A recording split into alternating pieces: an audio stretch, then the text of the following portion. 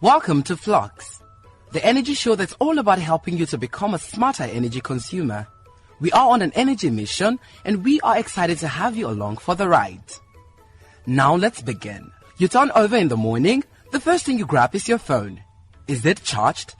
Is it dead? You wake up in the middle of the night. Are you sweating? Are you comfortable? Now you're watching a movie with a family. Can you finish the movie without losing power? Whether or not we have access to reliable power makes a big difference in our lives. There's just so much that reliable power can do for us.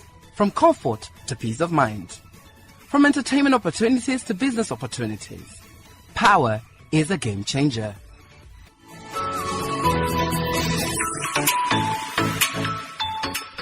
Hey everyone, it's Rotimi Thomas, co-founder at Aspire Power Solutions, back at it again. And on this episode of Flux, I'll be asking the question, is solar expensive? Hopefully you're one of those people who is curious about solar and wondering if it's the right investment to make for your home or business, or perhaps even your community. Hopefully, at the end of this episode, you'll have a better sense of that.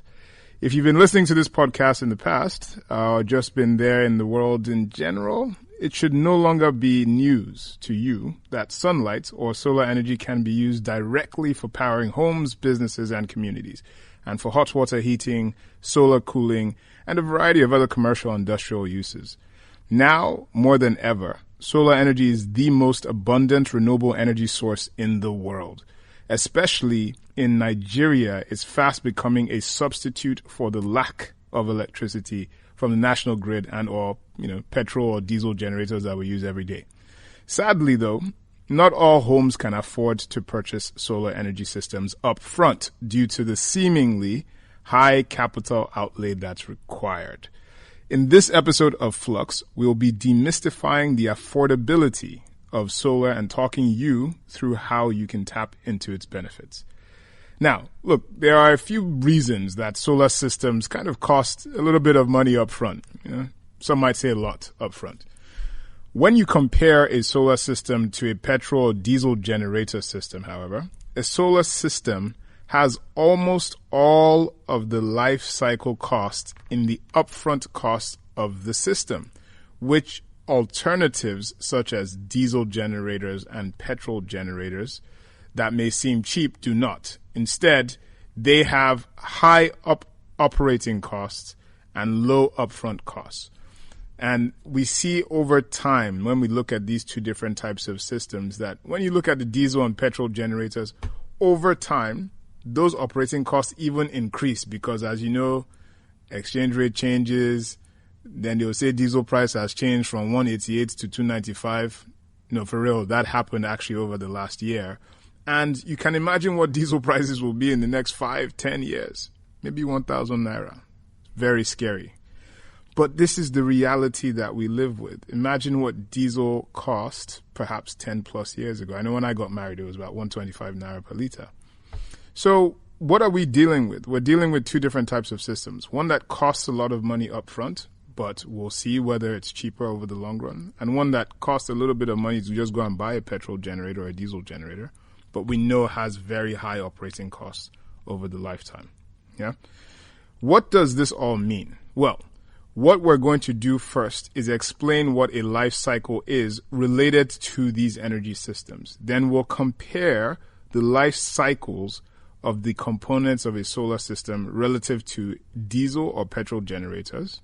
After that, we'll take a look or we'll talk about the concept of the levelized cost of electricity, which is used to compare the cost of using different energy systems and demonstrate to you whether solar is actually more expensive than a petrol or diesel generator system. So let's get right to it. First, let's summarize what life cycle means. The life cycle of anything, okay, it considers the thing's existence from the first day it's used to the last day it can be used or is useful. That's my definition. For a solar system, it can last up to 25 years. The inverters may need fine-tuning or maintenance a few times during that 25-year period, and it seems to be common knowledge by now that the batteries require replacements during that timeline as well. For most lead acid batteries, you will typically have to replace them within a 2-year time frame, while lithium batteries last about 10 or more years. Just being honest with you here. As you can see, a solar system is made up of components which have their own individual life cycles and thus influence the overall life cycle of a solar system. The important thing, however, is that the solar panels, which are arguably the most important piece of the system, because that's actually what produces the free electricity, can last you up to 25 years. Amazing. How does this compare then to a diesel or a petrol generator? With petrol generators, if you're lucky, they last you between 3 to 5 years. Some people are very miserly with their petrol generators and rarely use them at all. I better pass my neighbor, making them last slightly longer. For diesel generators, they typically have a 5-year span.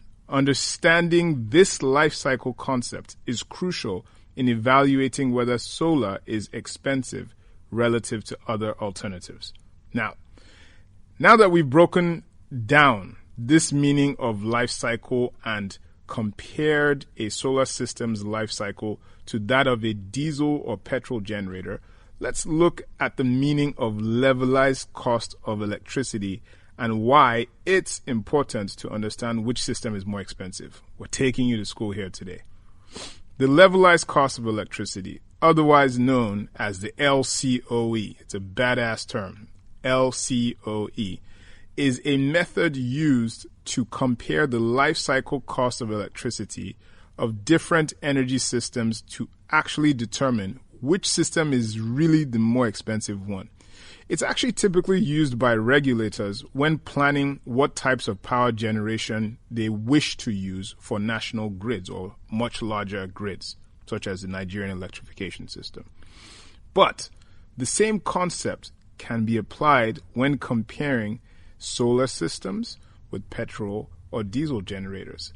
The LCOE is calculated by adding up all the upfront and future costs you pay to own and operate your energy system and dividing it by the total amount of electricity the system will produce in its life cycle to produce a number that reads something like Naira per kilowatt hour.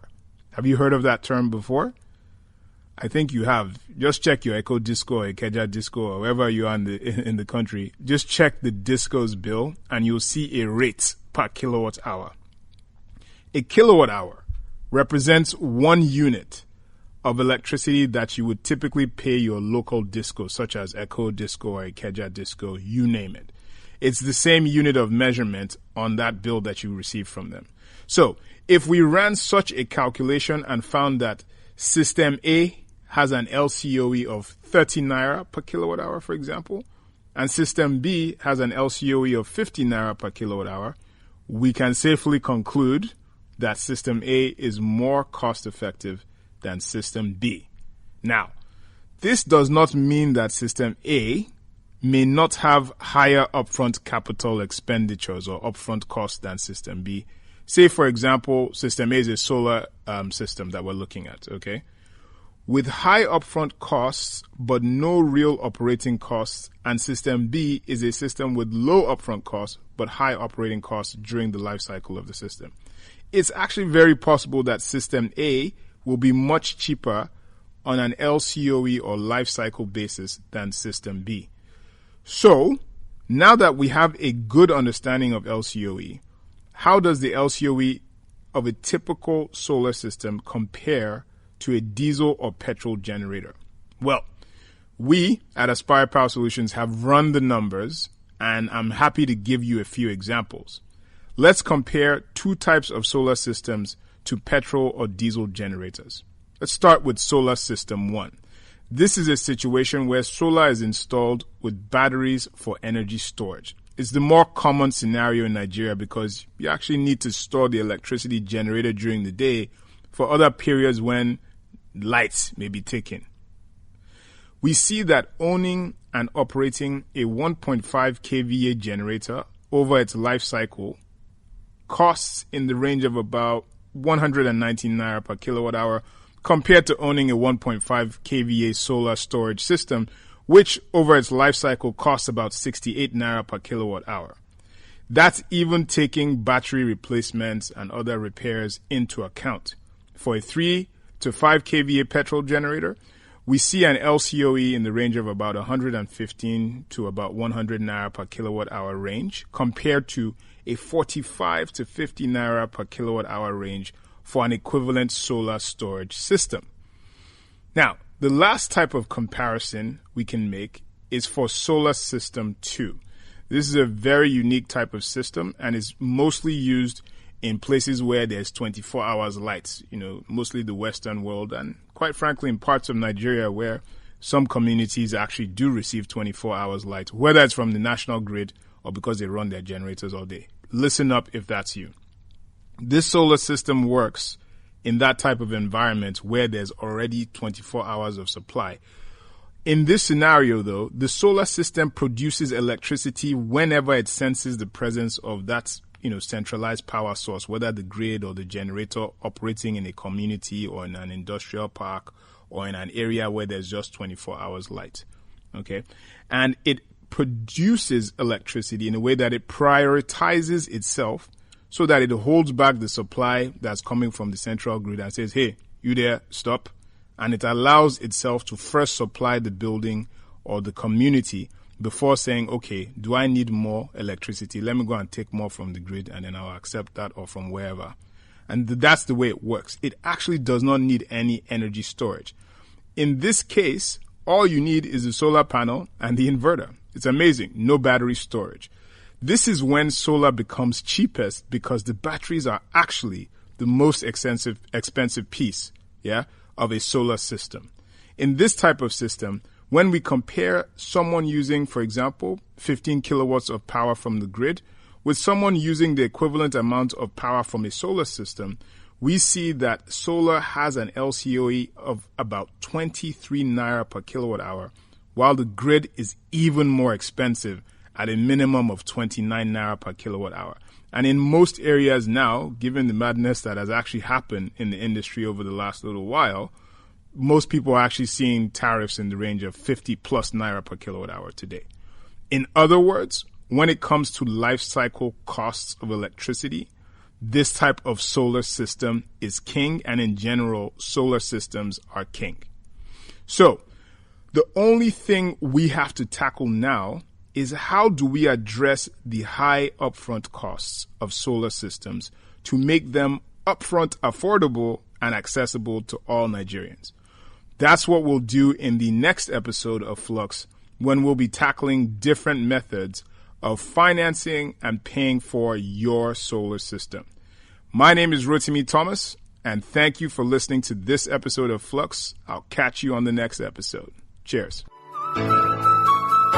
Thank you for listening to this episode of Flux. We're excited to be with you on your journey to reliable power in Nigeria. Now, whether it's at home or at work, ensuring that you have power is our full-time job.